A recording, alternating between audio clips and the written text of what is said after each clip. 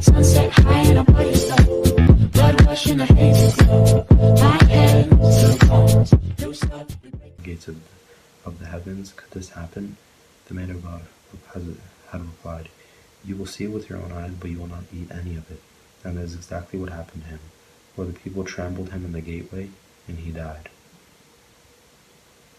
The Shunammite's land restored.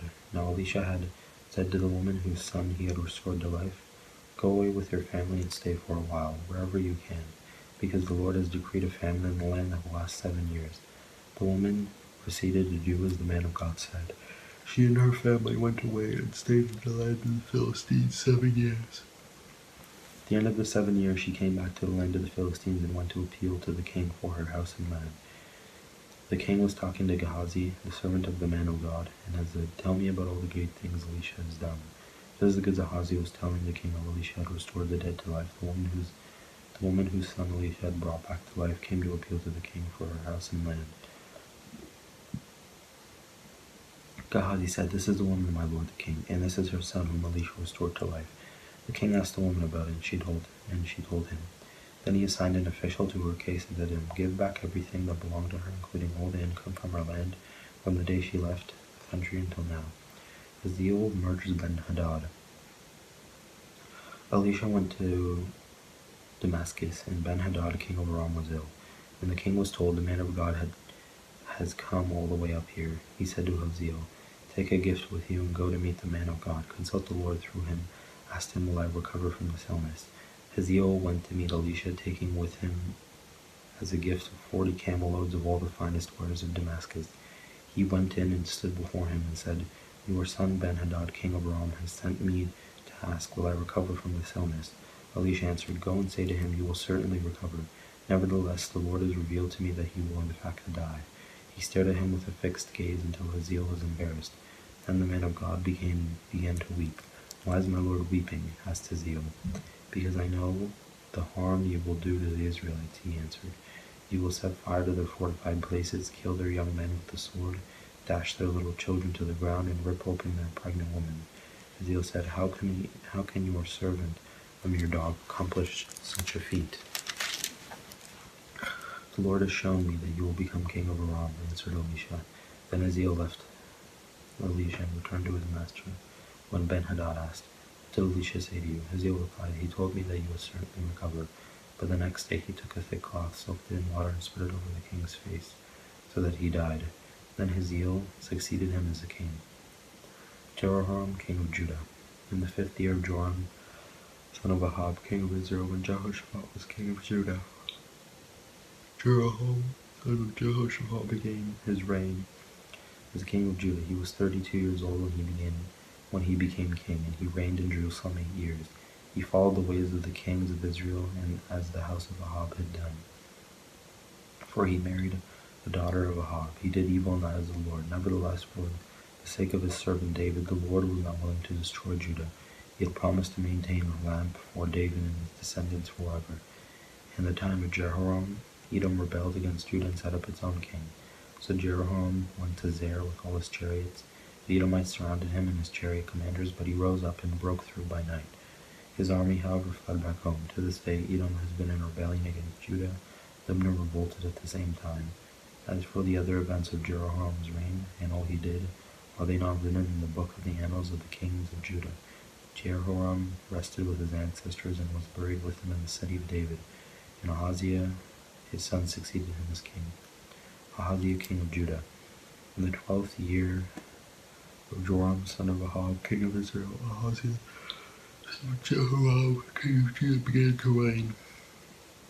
Ahaziah was 22 years old when he became king, and he reigned in Jerusalem 1 year. His mother's name was Athaliah, the granddaughter of Omri, king of Israel.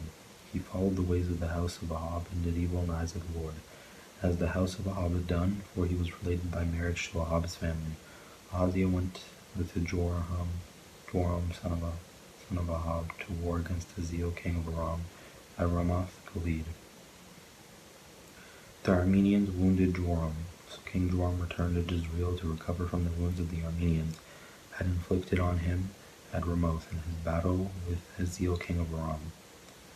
Then Ahaziah son of Joram, king of Judah, went down to Jezreel to see Joram son of Ahab, because he had been wounded. Jehu anointed king of Israel. The prophet Elisha summoned a man from the company of the prophets and said to him, "Tuck your cloak into your belt, take this flask of olive oil with you, and go to Ramoth Gilead. When you get there, look for Jehu son of Jehoshaphat, son of Nimshi. Go to him, get him away from his companions, and take him into an inner room. Then take the flask and pour the oil on his head and declare, 'This is what the Lord says, I anoint you king over Israel.' Then open the door and run, don't delay." So the young prophet went to Ramoth Gilead. When he arrived, he found the army officers sitting together. "I have a message for you, commander," he said. "For which of us?" asked Jehu. "For you, commander," he replied. Jehu got up and went into the house, and then the prophet poured the oil on Jehu's head and declared, "This is what the Lord, the God of Israel, says. I anoint you king over the Lord's people Israel. You want to destroy the house of Ahab your master, and I will avenge the blood of my servants, the prophets, and the blood of all the Lord's servants shed by Jezebel. The whole house of Ahab will perish. I will cut off from Ahab every last male in Israel, slave or free. I will make the house of Ahab like the house of Jeroboam son of Nebat, and like the house of Baasha son of Ahijah. As for Jezebel, dogs will devour her on the plot of the ground at Jezreel, and no one will bury her." Then he opened the door and ran. When Jehu went out to his fellow officers, one of them asked him, "Is everything all right? Why did this maniac come to you?" "You know the man and the sort of things he says," Jehu replied. "That's not true," they said. "Tell us." Jehu said, "Here is what he told me. This is what the Lord says. I anoint you king over Israel." They quickly took their cloaks, spread them under him on the bare steps.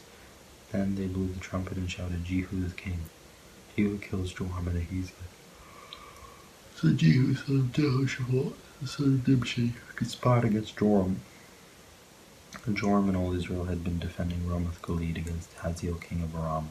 But King Joram had returned to Israel to recover from the wounds that the Arameans had inflicted on him in the battle with Hazael king of Aram. Jehu said, "If you desire to make me king, don't let anyone slip out of the city to go and tell the news in Jezreel." Then he got into his chariot and rode to Jezreel, because Joram was resting there, and Ahaziah king of Judah had gone down to see him. When the lookouts standing on the tower in Jezreel saw Jehu's troop approaching, he called it, "I see some troops coming." "Get a horseman," Joram answered. Send him to meet them," and asked, "Do you come in peace?" The horseman rode off to meet Jehu and said, "This is what the king says. Do you come in peace?" "What do you have to do with peace?" Jehu replied, "Following behind me." The lookout reported, "The messenger has reached them, but he isn't coming back." So the king sent out a second horseman. When he came to them, said, "This is what the king says. Do you come in peace?" Jehu replied, What do you have to do with peace? Following behind me." The lookout reported, "He has reached them, but he isn't coming back either. The driving is like that of Jehu son of Nimshi. He drives like a maniac." "Hitch up my chariot," Joram answered. And when it was hitched up, Joram king of Israel and Ahaziah king of Judah rode out, each in his own chariot, to meet Jehu. They met him at the plot of the ground that had belonged to Naboth the Jezreelite. When Joram's son saw Jehu, he asked, "Have you come in peace, Jehu?" "How can there be peace?" Jehu replied. "As long as all the adultery and witchcraft of your mother Jezebel around." Joram turned about and fled, calling out to Ahaziah, "Treachery, Ahaziah!" Then Jehu drew his bow and shot Joram between the shoulders. The arrow pierced his heart, and he slumped down in his chariot. Jehu said to Bidkar, his chariot officer, "Pick him up and throw him on the field that belonged to Naboth the Jezreelite. Remember how you and I were riding together in chariots behind Ahab, his father, when the Lord spoke this prophecy against him. Yesterday I saw the blood of Naboth and the blood of his sons, declares the Lord, and I will surely make you pay for it on this plot of ground, declares the Lord. Now then, pick him up and throw him on the plot in accordance with the word of the Lord." When Ahaziah king of Judah saw what had happened, he fled up the road to Beth-Hagan. Jehu chased him, shouting, "Kill him too." They waited him in his chariot on the way up to Gur, near Eblam, but he escaped to Megiddo and died there. His servants took him by chariot to Jerusalem and buried him with his ancestors in his tomb in the city of David. In the 11th year of Joram, son of Ahab, Ahaziah had become king of Judah. Jezebel killed. Then Jehu went to Jezreel. When Jezebel heard about it, She put on eye makeup, arranged her hair, and looked out of a window. As Jihu entered the gate, she asked, "Have you come in peace, you Zimri, you murderer of your master?"